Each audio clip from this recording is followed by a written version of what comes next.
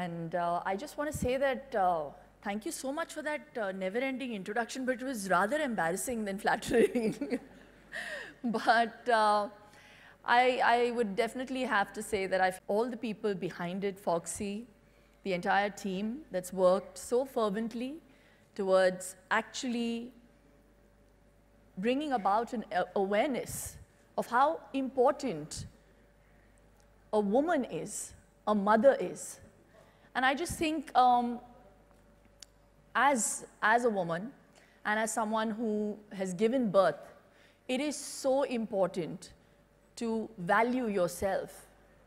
And I just said, I think I had already discussed that, and I'm just reiterating the fact that it comes a lot from conditioning.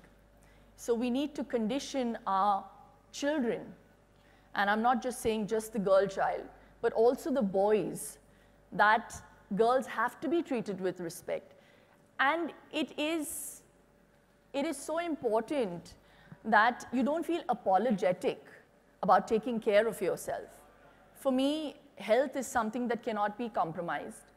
And I'm going to actually share with you my experience of motherhood, or rather my journey to motherhood, and how important the gynac in my life was. She's actually present here, Dr. Coelho. So when I discovered I was pregnant for the first time, I was overjoyed, and then I had a miscarriage. And it was devastating. I thought I'd never get pregnant again. And then I was diagnosed. I mean, someone as healthy as me was diagnosed with something called APLA. It's an antiphospholipid syndrome. I'm sitting in a room of gynecologists, so they would understand what that means. I, as a lay person, didn't know what it meant, but I was very frightened. And I just think that, you know, when we think of motherhood, it should be a very joyous experience, not a fearful one. And the ones that put us at ease are all you wonderful doctors. And you all have that power in your hand to make us feel, you know, important, safe. So I just think this initiative is so, so important. So obviously from there, the second time I got pregnant, there were these tests that were run, and I had my pregnancy. It was a very, very difficult one, but all well worth the effort and the pain and those injections and whatever. But I just think that I was privileged enough to have a team to give me that knowledge, to take care of myself and my child, to have a safe delivery.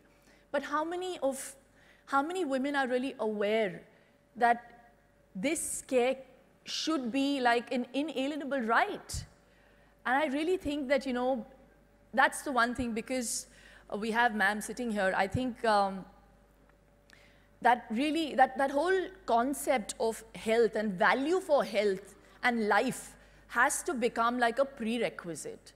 And that is the only thing that I would urge as a woman for people to recognize.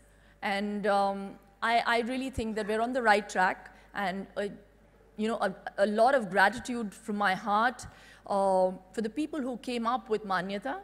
And I really think that if you stay committed with the way you are, and I think that you have set out with the right intention, that like polio, we have eradicated it.